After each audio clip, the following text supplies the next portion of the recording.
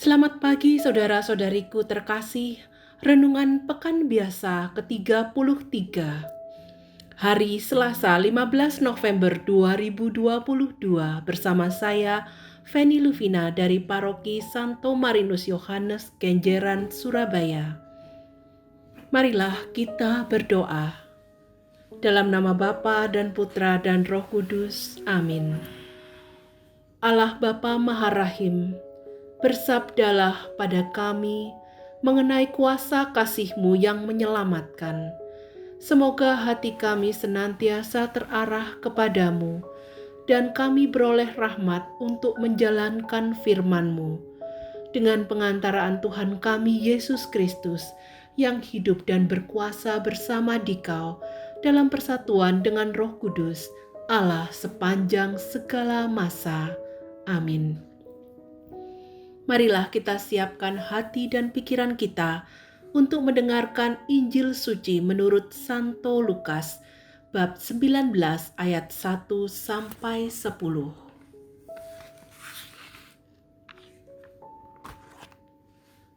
Yesus memasuki kota Yeriko dan berjalan melintasi kota itu. Di situ ada seorang kepala pemungut cukai yang amat kaya, bernama Sakeus. Ia berusaha melihat orang apakah Yesus itu, tetapi tidak berhasil karena orang banyak dan ia berbadan pendek. Maka berlarilah ia mendahului orang banyak, lalu memanjat pohon ara untuk melihat Yesus yang akan lewat di situ. Ketika Yesus sampai ke tempat itu, ia melihat ke atas dan berkata, "Sakeus, segeralah turun. Hari ini aku mau menumpang di rumahmu." Sakeus segera turun dan menerima Yesus dengan sukacita. Tetapi semua orang yang melihat hal itu bersungut-sungut, katanya, "Ia menumpang di rumah orang berdosa." Tetapi Sakeus berdiri dan berkata kepada Tuhan, "Tuhan, separuh dari milikku akan kuberikan kepada orang miskin, dan sekiranya ada sesuatu yang kuperas dari seseorang, akan kukembalikan 4 kali lipat." Kata Yesus kepadanya, "Hari ini terjadilah keselamatan atas rumah ini, karena orang ini pun anak Abraham. Anak Manusia memang datang untuk mencari dan menyelamatkan yang hilang." Demikianlah sabda Tuhan. Terpujilah Kristus. Saudara-saudariku terkasih, bacaan Injil hari ini menghadirkan seorang Sakeus, seorang kepala pemungut cukai yang amat kaya, namun dibenci banyak orang karena bekerja untuk bangsa Romawi yang menjajah mereka, sehingga bisa dikatakan bahwa Sakeus ini tidak bahagia hidupnya. Pada saat ini pun di sekitar kita banyak orang yang memiliki harta, kedudukan yang tinggi, namun tidak bahagia karena berbagai sebab. Nah, kita kembali lagi pada Sakeus. Sakeus ini ingin melihat Yesus, ingin sekali. Namun terhalang karena orang banyak dan karena tubuhnya pendek. Namun apa yang terjadi dengan Sakeus? Sakeus tidak putus asa. Dia naik pohon ara. Dia berusaha, dia ingin melihat Yesus. Dia mau mengesampingkan rasa malu. Nah, bagaimana dengan kita?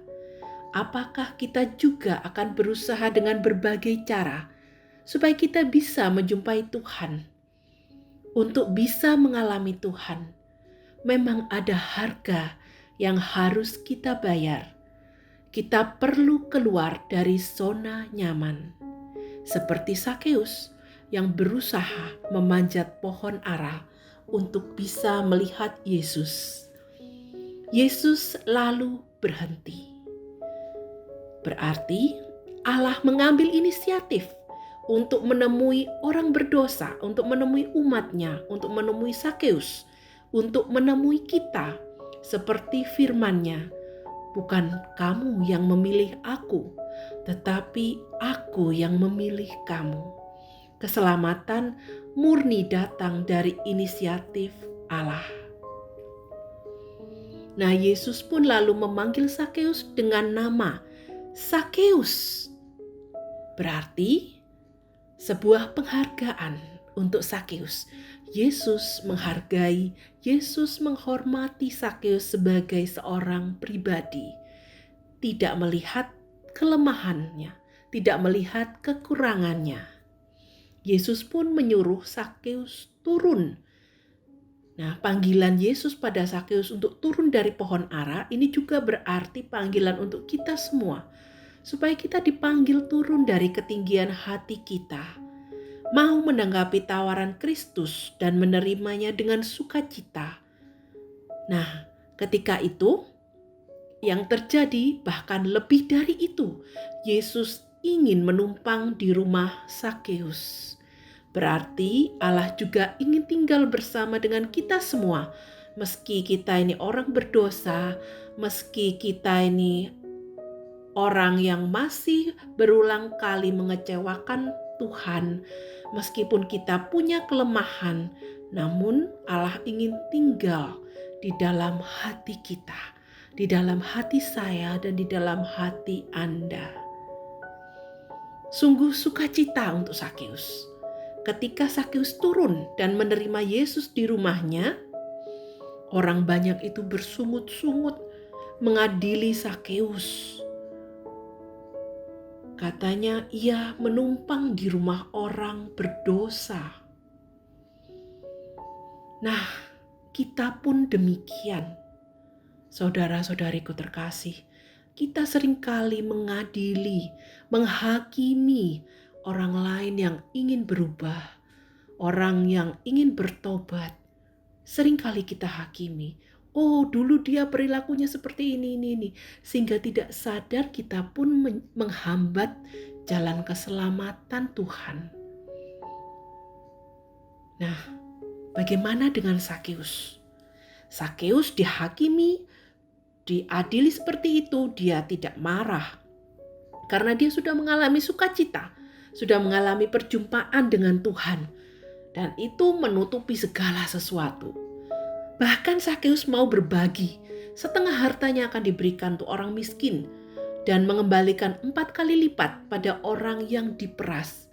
Maka Tuhan Yesus mengatakan bahwa dalam satu rumah, ketika ada satu orang yang bertobat, maka seluruh isi rumah akan diselamatkan.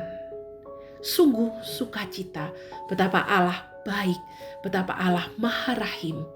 Karena Yesus datang untuk mencari dan menyelamatkan yang hilang, untuk mencari orang-orang berdosa yang keluar dari kodratnya sebagai anak-anak Allah, untuk dikembalikan menjadi anak Allah. Mereka yang mau menyadari perbuatan-perbuatannya di masa lalu, kesalahan-kesalahannya di masa lalu, dan berbalik dari dosa-dosanya. Nah, tugas kita semua juga untuk mencari dan menyelamatkan mereka yang tersisih, mereka yang dikucilkan, mereka yang jauh bahkan sudah meninggalkan gereja. Karena ketika orang sadar akan kesalahannya, maka dia akan melakukan sesuatu dengan penuh sukacita untuk memperbaiki relasinya dengan Tuhan dan sesamanya. Perjumpaan dengan seseorang saja dapat merubah diri kita, apalagi perjumpaan dengan Allah. Seorang pemungut cukai, seorang yang suka memeras orang lain seperti Sakeus, dapat berubah menjadi orang yang peduli pada orang miskin, orang yang peduli pada penderitaan sesamanya, dan penuh sukacita menerima Yesus sebagai keselamatan. Belajar dari Sakeus, kita pun perlu melakukan evaluasi pada diri kita sendiri. Kita tidak perlu setengah mati merubah orang lain, tapi merubah diri sendiri. Dengan kita yang berubah, dengan kita yang bertobat, maka seisi rumah kita akan diselamatkan. Marilah kita berdoa. Ya Yesus, Engkau datang untuk mencari dan menyelamatkan yang hilang. Semoga hati kami selalu rindu untuk terus bersama denganmu, sebagaimana Sakeus yang dengan kesungguhan hati ingin berjumpa denganmu, sehingga mata kami senantiasa terarah kepadamu, dan pada akhirnya kami boleh membawa semakin banyak orang mengalami kasih-Mu yang menyelamatkan. Dengan pengantaraan putra-Mu Tuhan kami Yesus Kristus, yang hidup dan berkuasa bersama Dikau dalam persatuan dengan Roh Kudus, Allah sepanjang segala masa. Amin. Dalam nama Bapa dan Putra dan Roh Kudus. Amin.